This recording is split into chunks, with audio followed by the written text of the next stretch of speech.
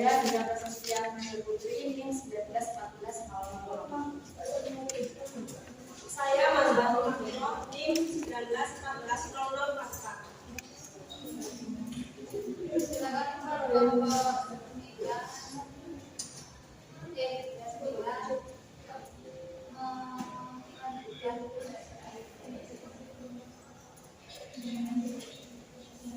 Baik, yang pertama saya akan menjelaskan mengenai pengertian pengambilan keputusan.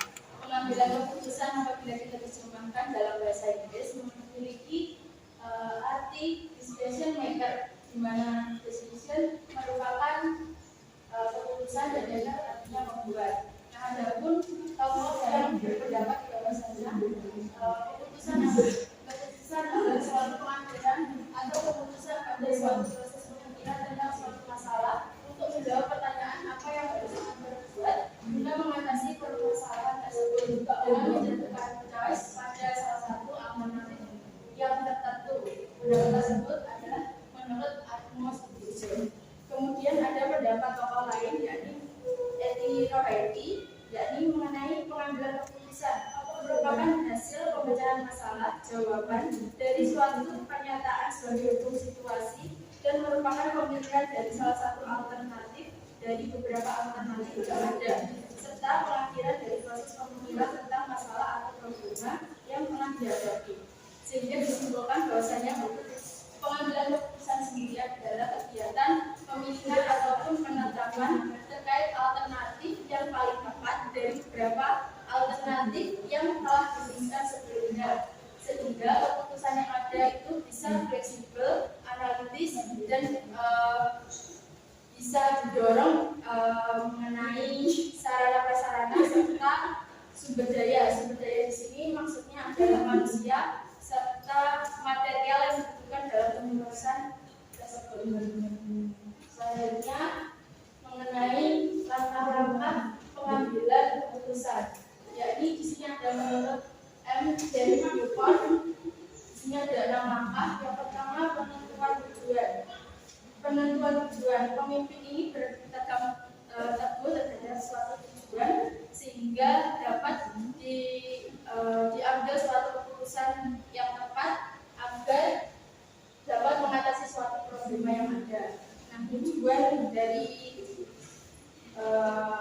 pengambilan keputusan tersebut yang harus dicapai yaitu tujuan perorangan, tujuan organisasi maupun tujuan yang memang sudah ditetapkan dari lembaga atau organisasi tersebut. Nah, tujuan juga dapat mengarahkan seseorang untuk mengambil keputusan sehingga dalam pengambilan keputusan tersebut dapat berlangsung secara maksimal dan tujuan yang ada yang tiga tadi bisa terwujud. Selanjutnya adalah pembatasan masalah. Nah, di sini harus dilakukan pembatasan masalah, yakni pembatasan masalah pokok agar dapat menyelesaikan masalah tersebut secara tepat oleh manajer di situ. Yang ketiga adalah menentukan alternatif pemecahan. Apabila pemecahan masalah pokok sudah terlaksana, maka dicari berbagai alternatif pemecahan permasalahan, di mana pimpinan berpikir dan mengidentifikasi kemungkinan berbagai pemecahan permasalahan tersebut. Yang keempat, alternatif yang terbaik. Jadi setelah merumuskan beberapa alternatif dari masalah pokok, kemudian ditentukan alternatif terbaik. Selanjutnya adalah implementasi. Setelah pemilihan alternatif, maka dilakukan implementasi atas alternatif tersebut. Kemudian yang terakhir adalah berlanjut atau monitoring, jadi kegiatan merefleksi apa yang telah dilaksanakan dari alternatif problema tersebut. Selanjutnya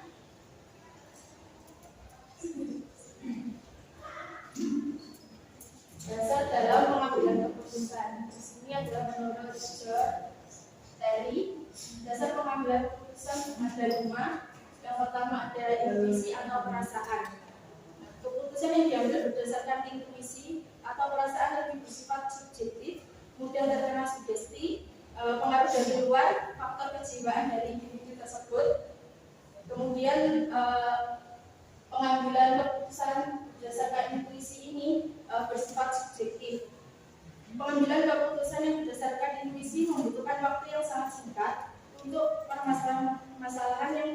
dampaknya adalah terbatas. Selanjutnya adalah pengalaman. Pengalaman di sini sangat berpengaruh pada pengetahuan praktis. Nah, seseorang yang menggunakan pengalamannya dalam memutuskan atau memecahkan suatu permasalahan di sini akan secara singkat dan bisa menduganya bahwa latar belakang masalah maupun arah penyelesaiannya itu dipecahkan secara cepat karena telah mengalami ataupun mempelajarinya. Yang ketiga adalah berdasarkan fakta. Dengan fakta, tingkat kepercayaan terhadap pengambilan keputusan dapat lebih tinggi sehingga orang dapat menerima keputusan yang dibuat dengan sukarela, lapang dada. Kemudian pengambilan keputusan berdasarkan fakta ini memberikan keputusan yang lebih sehat, solid, dan baik. Yang keempat ada wewenang, di mana pengambilan keputusan di sini berdasarkan pemimpin terhadap bawahannya atau orang yang tinggi jabatannya terhadap orang yang jabatannya berbeda, di mana berdasarkan keputusan di sini apabila menggunakan wewenang maka hasil keputusannya akan bertahan dalam jangka waktu yang cukup lama dan memiliki potensitas atau otentik, tetapi dapat menimbulkan sifat rutinitas dan mengasosiasikan dengan praktik diktatorial. Dan yang terakhir adalah rasional atau logika. Keputusan yang bersifat rasional berkaitan dengan daya guna, di mana masalah-masalah yang dihadapi merupakan masalah yang memerlukan pemecahan rasional. Keputusan yang dibuat berdasarkan pertimbangan rasional ini lebih bersifat objektif. Kemudian dalam masyarakat, keputusan yang rasional ini dapat diukur apabila kepuasan optimal masyarakat dapat terlaksana dalam batas-batas nilai masyarakat yang diakui praktis. Selanjutnya ini adalah faktor yang mempengaruhi pengambilan keputusan. Di sini ada 4. Yang pertama keadaan internal organisasi. Yang pertama itu meliputi hal-hal yang terdapat dalam organisasi seperti dana. Jadi dana di sini sangat berpengaruh terhadap keberlangsungan pengambilan hasil keputusan dan pelaksanaannya. Apabila dananya yang dibutuhkan itu lebih banyak, namun saat keputusan itu dananya lebih banyak, ternyata dana yang dimiliki oleh orang tersebut sedikit, maka hasil keputusan tersebut dianggap tidak terlaksana. Nah, dana di sini digunakan untuk pemenuhan fasilitas maupun sarana-prasarana yang diperlukan dalam organisasi untuk mengatur sesuatu hubungan dalamnya. Kemudian yang kedua adalah keadaan manajemen. Yang ketiga adalah kemampuan karyawan. Kedua hal tersebut memiliki seseorang dalam organisasinya memiliki tingkat kemampuan intelijensi serta keterampilan yang berbeda-beda, sehingga faktor pengambilan keputusan tersebut juga harus mempertimbangkan hal tersebut. Kemudian kelengkapan peralatan organisasi ini juga berkaitan mengenai dana tadi. Yang kedua adalah keadaan eksternal organisasi yang bersangkutan dengan apa yang ada di luar organisasi seperti ekonomi, budaya, kemudian hukum, dan sosial politik. Nah, ekonomi di sini adalah hal yang ada di individunya tersebut, misalnya pemimpin sama stafnya.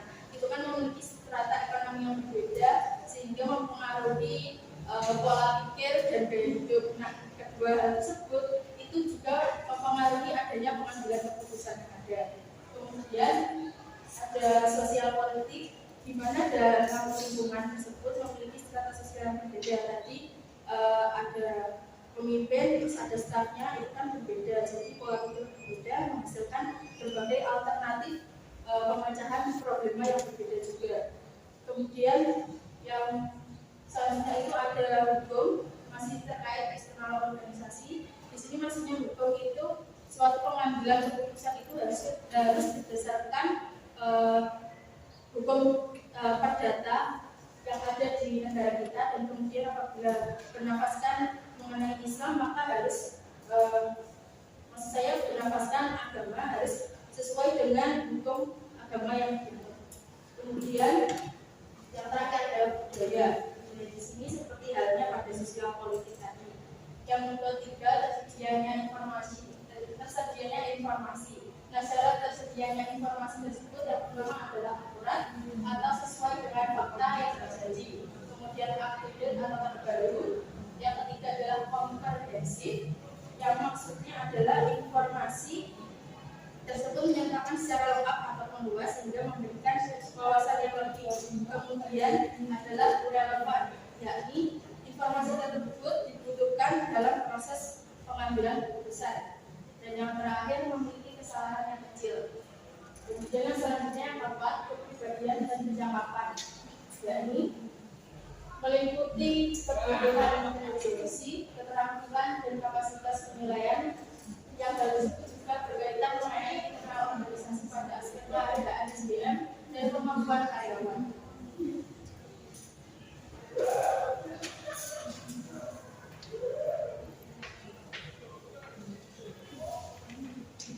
Baik, selanjutnya adalah negosiasi.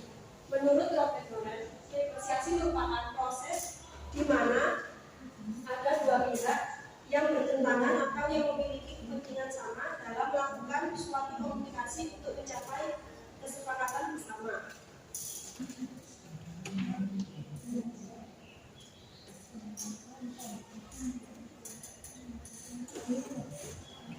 Negosiasi ini dibagi menjadi dua model. Yang pertama, negosiasi distributif kompetitif, di mana menekankan pada prinsip kalah dan menang untuk kedua belah pihak dan tidak memperdulikan kepentingan, kepuasan atau mengorbankan orang lain, serta memiliki orientasi dalam jangka waktu yang pendek. Yang kedua adalah negosiasi integratif kooperatif, yakni negosiasi yang lebih mengedepankan prinsip menang dan menang antar kedua belah pihak dan lebih mementingkan kepuasan orang lain serta berorientasi pada hubungan jangka panjang. Kemudian ciri-ciri negosiasi. Yang pertama, melibatkan dua belah pihak. Kedua, adanya masalah yang sama untuk dinegosiasikan. Yang ketiga, saling bekerja sama antara dua pihak. Dan yang keempat, adanya tujuan yang sama antara dua pihak. Kemudian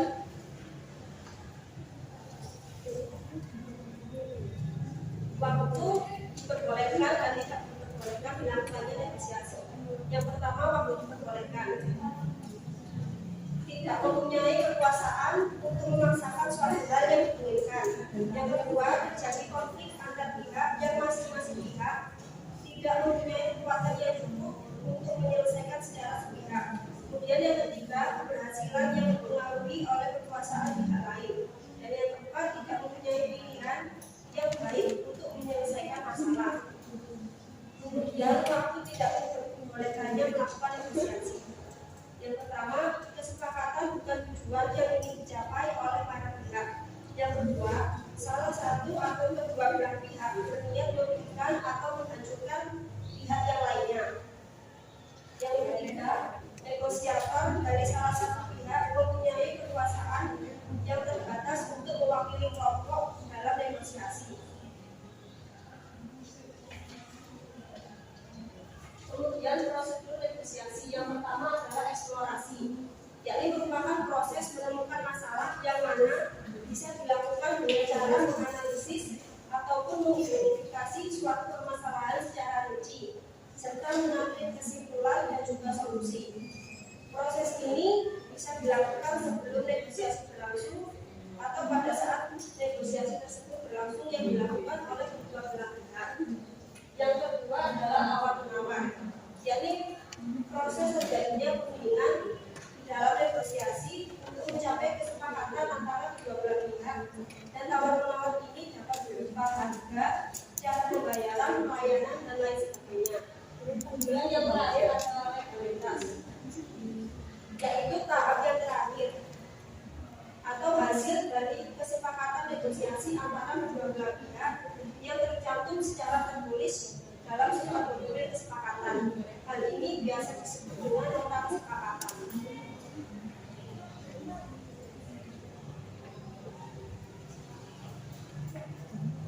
Selanjutnya, pengertian dari koordinasi. Pengertian dari koordinasi sendiri itu sebagai suatu perintah mengatur suatu organisasi atau kegiatan sehingga peraturan dan tindakan yang dilakukan tidak terjadi saling bertentangan atau salah pahaman bersama lain. Next. Terus syarat dari koordinasi yaitu ada sense of cooperative, yaitu perasaan saling bekerja sama dalam berorganisasi ataupun di dalam suatu instansi itu kita perlu memiliki rasa kerjasama. Terus yang kedua ada value, yaitu persaingan sportif sebagai motivasi untuk kemajuan. Dan yang ketiga ada team spirit, yaitu saling menghargai bersama lain. Di dalam suatu instansi atau organisasi kita juga perlu menghargai bersama lain pendapat orang lain ataupun saran ataupun opini dari orang tersebut. Terus yang keempat ada spirit good words, yaitu bagian yang saling menghargai akan semakin bersemangat dalam kemajuan bersama. Next. Ada sifat-sifat koordinasi. Sifat-sifat koordinasi ada 3. Yang pertama yaitu dinamis. Dinamis bukan statis ya. Dinamis itu apa sih? Yang bisa secara berubah-ubah. Yang kedua adalah dasar menyeluruh dalam rangka mencapai tujuan. Di dalam sebuah instansi kita kan perlu berkoordinasi ya. Itu bukan hanya membahas satu masalah aja, tapi secara menyeluruh untuk mencapai sebuah goals ataupun tujuan yang ingin dicapai dalam suatu instansi tersebut. Terus yang ketiga ada meninjau suatu pekerjaan secara keseluruhan. Dalam artian di sini tuh kita berkoordinasi itu meninjau suatu pekerjaan secara keseluruhan. Ini tuh kita tuh bekerja sama dengan tim apa aja yang bisa mencapai sebuah tujuan yang diinginkan. Next. Nah di sini ada pengertian komunikasi. Komunikasi itu apa sih? Komunikasi adalah yang berhubungan dengan 2 orang atau lebih. 1 orang atau 2 orang atau lebih atau secara kelompok. Nah, untuk dalam komunikasi ini kita tuh mengkomunikasikan suatu pesan yang ingin disampaikan untuk mencapai suatu tujuan tersebut. Next. Faktor-faktor dalam komunikasi. Yang pertama ada respons. Respons di sini yaitu tindakan yang diambil. Setelah kita menerima suatu informasi, kita tuh mau ngapain sih? Kita tuh mau melakukan apa? Itu respon. Respon setelah kita menerima suatu pesan dari komunikasi tersebut. Terus yaitu ada yang kedua ada umpan balik atau feedback, yaitu tindak lanjut kita saat kita sudah menerima suatu pesan. Kita tuh harus ngapain sih? Terus yang ketiga ada gangguan, noise atau gangguan. Gangguan di sini kan ada gangguan secara internal maupun gangguan secara eksternal. Gangguan secara internal sendiri itu mungkin antar pribadi yang punya satu permasalahan, dan itu kan juga menghambat kita untuk berkomunikasi dengan orang tersebut. Kalau misal kita kayak gak enak hati gitu kan, kita kan gak mau gitu berkomunikasi dengan orang tersebut. Kan juga mempengaruhi satu pesan yang ingin kita sampaikan kepada orang tersebut. Terus gangguan eksternal itu apa sih? Gangguan dari luar. Misalnya kayak kita mau berkomunikasi dengan orang tersebut, tapi mereka ada keperluan, ada kesibukan sehingga kita tertunda gitu loh mau menyampaikan suatu pesan tersebut. Next. Bentuk-bentuk tingkatan proses komunikasi.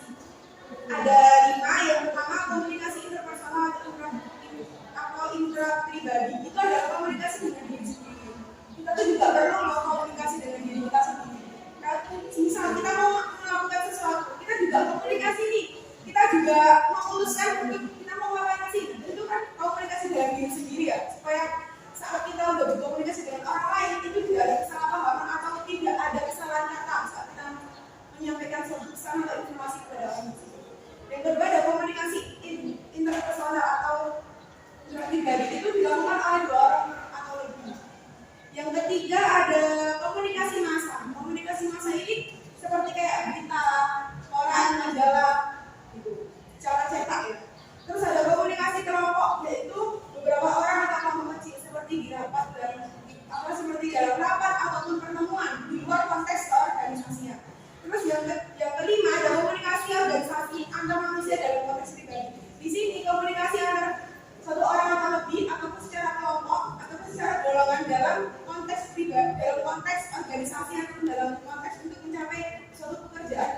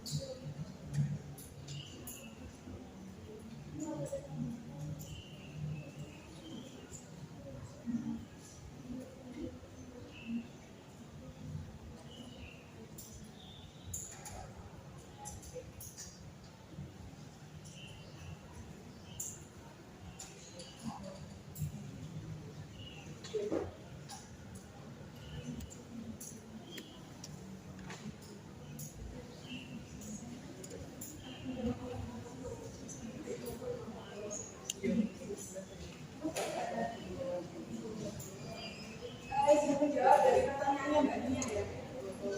Tadi pertanyaannya kan jika kita bernegosiasi dari 3 prosedur itu tadi jatuhnya legalitas. Kalau misal legalitas itu tidak kita penuhi gitu ya, apakah berpengaruh terhadap negosiasi itu? Saya ingin menjawab. Organisasi kan hasilnya. Contohnya ini organisasi saya itu ada ART. Ada ART itu dia dipisahkan oleh notaris. Nah, ada ART itu apa sih? Patokan pedoman bahwa kita harus mengajarkan sesuatu yang di dalam satu organisasi tersebut. Sama halnya kalau di suatu sekolah itu juga punya pedoman sendiri yang sudah disahkan oleh pemerintahan ataupun lembaga pendidikan ya. Nah, kalau misalnya kami rapat anggota di sini ada 3/4 dari jumlah anggota organisasi tersebut. Jika tidak pas saat kami rapat itu tidak sesuai dengan 3/4, tidak sesuai dengan AD tersebut, itu mempengaruhi karena apa ya? Karena AD ini kan dari zaman oleh notaris, kita harus memacu sebagai patokan. Nah, kan AD ini tidak bisa dirubah ya, tidak bisa dirubah secara sewaktu-waktu. Beda lagi kalau standar operasi itu baru bisa dirubah secara sewaktu-waktu. Kalau misalnya tidak sesuai dengan AD tersebut, ya berpengaruh terhadap suatu instansi. Kenapa kita membuat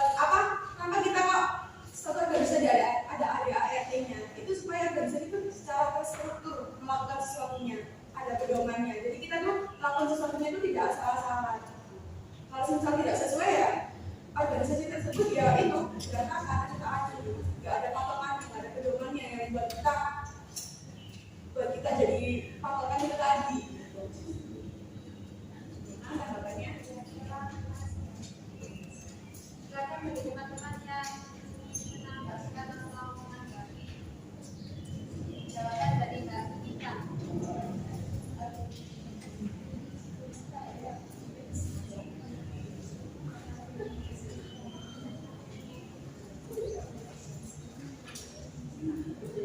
Bagaimana Mbak?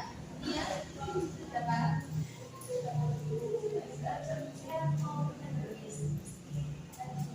Misal ini ada cuci internal ya, seanggota itu untuk organisasinya sendiri.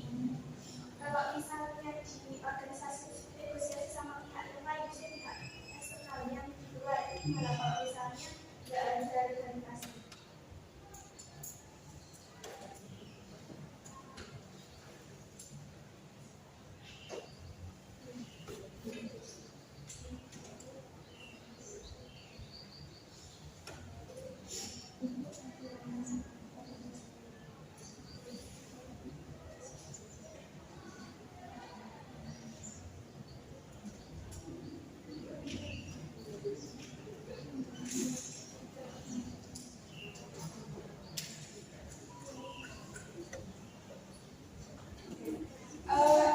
Jawab.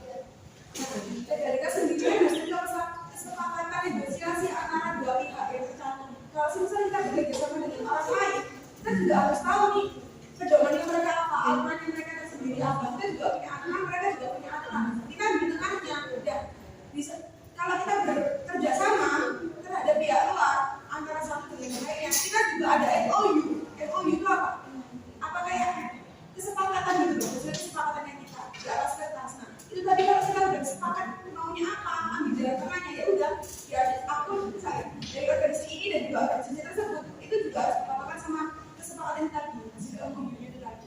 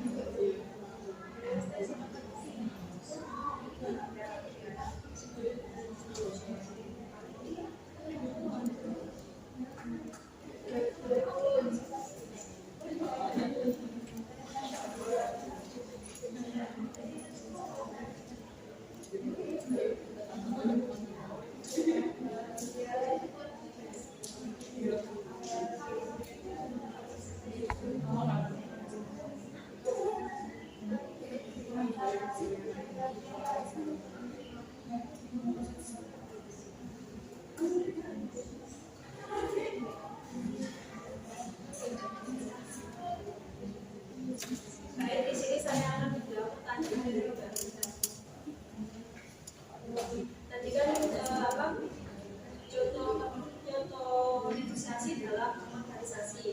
Nah, contohnya itu seperti yang disampaikan oleh Mbak Mita tadi. Nah, dalam negosiasi itu prosedurnya itu harus terlaksana semua, eksplorasi, tawar-menawar, dan legalisasi. Dan nanti ujungnya itu harus dikatakan pada legalisasi tersebut, karena dalam kita bernegosiasi itu harus ada dasar hukumnya, yaitu legalisasi tersebut.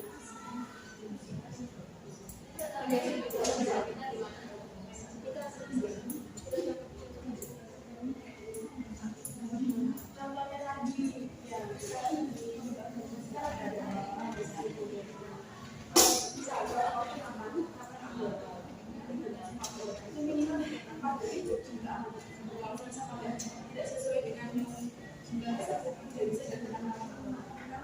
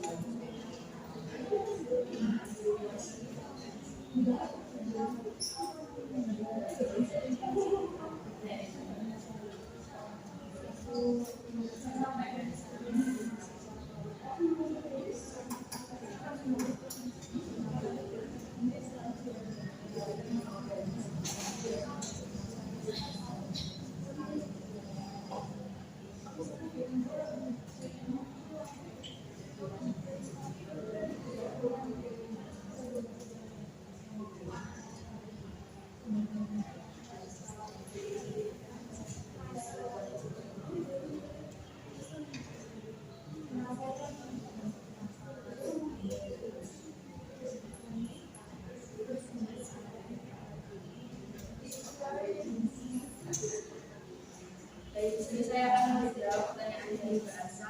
Dari segi pengertian sendiri, koordinasi memiliki arti sebagai suatu ataupun sedang melatih suatu organisasi atau kegiatan sehingga pelajaran dan tindakan yang dilakukan tidak bisa diperintahkan atau salah paham. Sederhana ini di sini adalah melaksanakan kegiatan yang ada di sekolah. Misalnya di sekolah itu ada maulid nanti di situ kita harus melaksanakan koordinasi kepada beberapa pihak seperti universitas ataupun warga sekolah tersebut sendiri. Kalau komunikasi secara pengertian sendiri yaitu cara manusia untuk berhubungan yang melibatkan pengertian atau maksud tertentu serta menyampaikan pesan kepada seseorang. Contohnya misalnya ada suatu pesan atau keputusan dari atasan itu disampaikan di bawahan. Sebaliknya yang hal itu dilakukan secara terstruktur sesuai ketentuan yang ada di organisasi atau lembaga tersebut. Tapi pada saat kita melakukan komunikasi, dia melakukan kegiatan di komunikasi juga. Silakan teman-teman yang ingin mendapatkan atau menanggapi pelajaran dalam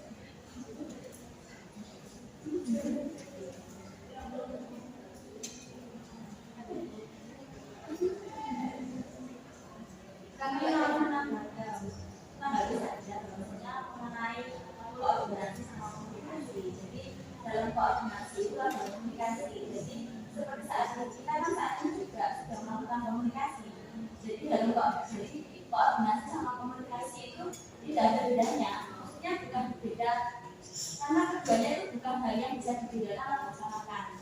Kan kalau koordinasi itu ya dengan beberapa orang yang diperlukan. Nah, dalam koordinasi itu ada satu komunikasi. Nah, kita harus bicara satu ini juga termasuk komunikasi. Bagaimana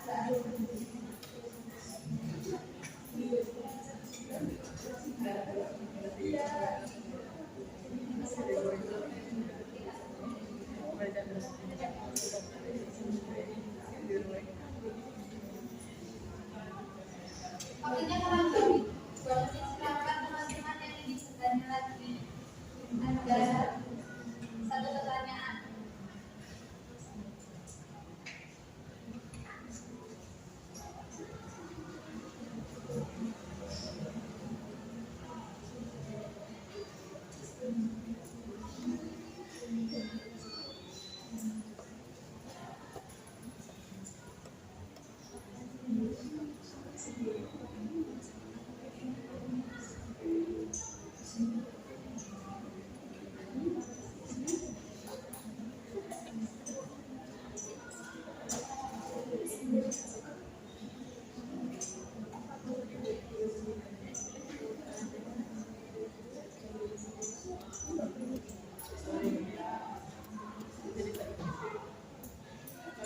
Kalau nggak ada pertanyaan lagi, saya tutup ya.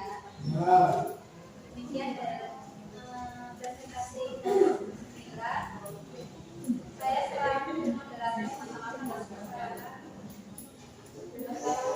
ucapan yang saya ucapkan. Terima kasih teman-teman.